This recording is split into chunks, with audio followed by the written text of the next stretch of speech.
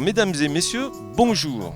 Ici RMC 83, audiovisuel. Je me trouve ici à Pignan, devant un local associatif. Bonjour Virginie. Pouvez-vous nous présenter le local et vous présenter également? Bonjour, je suis Virginie Émile, je suis coordinatrice du local du Cœur du Var, un tiers-lieu créé il y a un peu plus d'1 an maintenant à Pignan. Nous sommes dans la grande rue de Pignan, un village du Cœur du Var de un peu moins de 5000 habitants. Donc pas tout à fait encore une ville, mais une bonne dynamique avec cette grande rue qui est à sens unique. Avec des commerces, on est en face d'un traiteur, il y a une pizzeria de chaque côté, un snack, une supérette et juste derrière nous avons la boulangerie, les restaurants. La place de la mairie avec Solidarité Cœur du Var.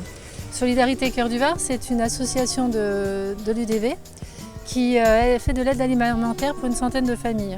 Si vous le voulez bien, Virginie, vous allez nous expliquer un peu plus en détail à l'intérieur. Je vous en prie. Messieurs, dames. Bonjour, messieurs, dames. Vous allez bien ? Virginie, je suis ici donc pour faire un reportage et une interview. Parlez-nous de cette association qu'est l'UDV. Donc l'UDV, c'est l'Union diaconale du Var, donc une association qui a été créée il y a une quarantaine d'années. On a fêté les 40 ans à Pignan en mois de juin. Donc on a réuni 200 personnes de tout le Var pour cet événement. Et donc la raison d'être de l'UDV, c'est le service des plus démunis dans le respect de leur dignité. Donc c'est un acteur majeur du département c'est une union d'économie sociale et solidaire qui permet donc à 18 associations de lutter contre l'exclusion, donc pour l'inclusion sociale. Concernant l'appellation diaconale, est-ce que vous avez un lien constant avec l'Église ici à Pignan qui suit les activités de votre association, ou bien êtes-vous indépendant tout en ayant une certaine relation? Peut-être pouvez-vous nous dire 2 mots aussi concernant la laïcité au niveau de votre association? Tout à fait. Donc l'appellation diaconale, c'est l'action sociale de l'Église. Donc on parle de l'Union diaconale du Var. Voilà, c'est le lien avec l'Église, il est par rapport à l'action sociale, et la diaconie, c'est à l'échelle du département. Maintenant, le local, donc l'UDV, c'est une association loi 1901, donc justement on est très attentif à la laïcité, à l'accueil de tous, dans toutes ces différences. Il y a diverses activités donc, dans cette association qui sont proposées. Et donc quelles sont vos activités dans ce local ou autour du local? Tout à fait. Vous avez raison, déjà il y a le local, mais il y a ce qu'on fait aussi hors les murs. Comme je disais, avec les associations partenaires, on a déjà là, ce midi, il y a un repas partagé de prévu ici. Ça nous est déjà arrivé de faire des choses à la Villa Lucie, ou quand on fait un nettoyage pour ramasser les déchets, ça va être en extérieur. À Jardin Soleil, il y a un petit jardin pédagogique, ça peut se passer là-bas. Il y a des armoires à livres aussi, ça peut être hors les murs. Quand on parle de tiers-lieu, ce n'est pas le lieu qui est important, c'est la communauté. Et donc les activités qu'on a pu développer après ici spécifiquement au local, on a le lundi matin la réunion des bénévoles. Après, il y a de l'alphabétisation. Donc c'est un bénévole qui vient aider des colloques de la Villa Lucie pour améliorer le français à l'écrit et à l'oral. Et ensuite, on a de l'entraide informatique. Donc je parlais des activités. Donc le lundi après-midi, on a de l'entraide informatique. Le mardi matin, de nouveau de l'alphabétisation. Et le mardi après-midi, un club d'échecs où on peut faire d'autres jeux aussi. L'idée, c'est d'ouvrir après l'école, comme l'entraide informatique. On ouvre à 4h30, il y a les familles qui sortent de l'école, les gens qui viennent nous rencontrer. Ensuite, le mercredi, il y a un créneau de libre le mercredi matin. Si vous avez envie de développer des activités, venez nous voir. Et le mercredi après-midi, donc pareil, si vous voulez participer à des activités en famille ou sur je pense qu'on va faire un mercredi sur 2 jeux et un mercredi sur 2 ateliers créatifs autour de la créativité, de plein de choses comme ça. Le jeudi matin, donc comme ce matin, on est autour de la cuisine, on fait aussi des ateliers couture.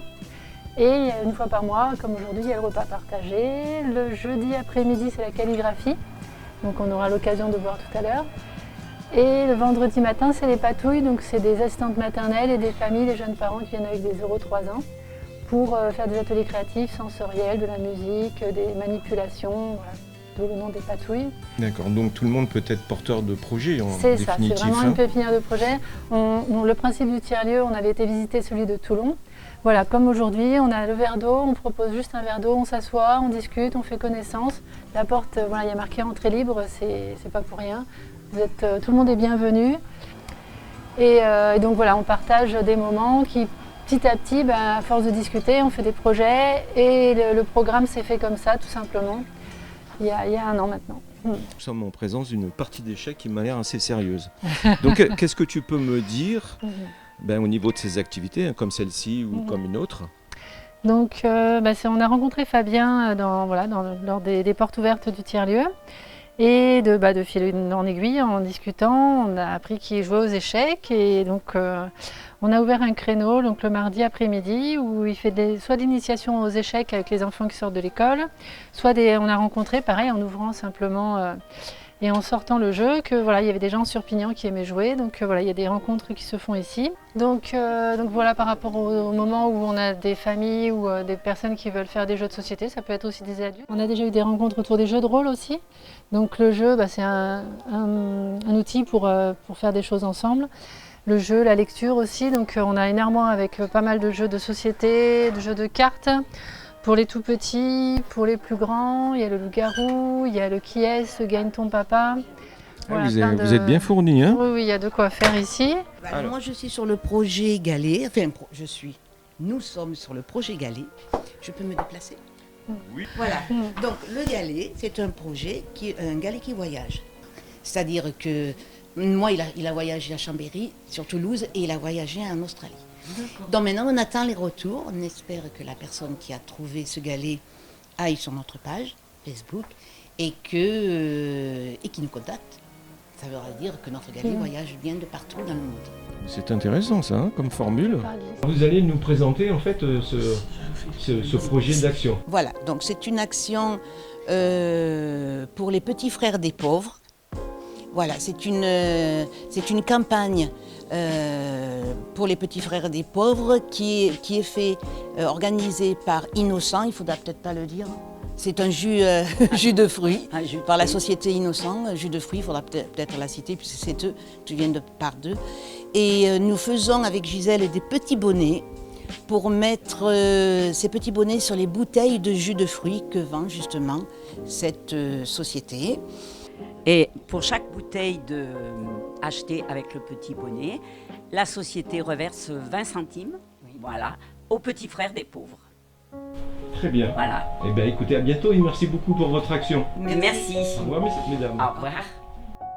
Donc ce reportage a pour but de vous faire connaître, bien entendu. Et vous pensez la faire connaître sur un réseau social en particulier ou plusieurs réseaux On a principalement la page Facebook du local, il y a un groupe aussi, le groupe Facebook. Oui. Après, l'UDV a un site internet avec Iota pour l'actualité. Donc voilà, ça peut être diffusé. D'accord. Alors, est-ce que vous avez quelque chose à ajouter pour finir, pour clore cette interview? Sur les projets, donc là on va se réunir avec les partenaires de nouveau pour développer les projets. Et on voit avec la CAF aussi, la Caisse d'allocation familiale, qui peut éventuellement nous soutenir pour que ce projet perdure et que voilà, jusqu'à présent il y a eu 70 personnes qui sont venues participer aux différents projets.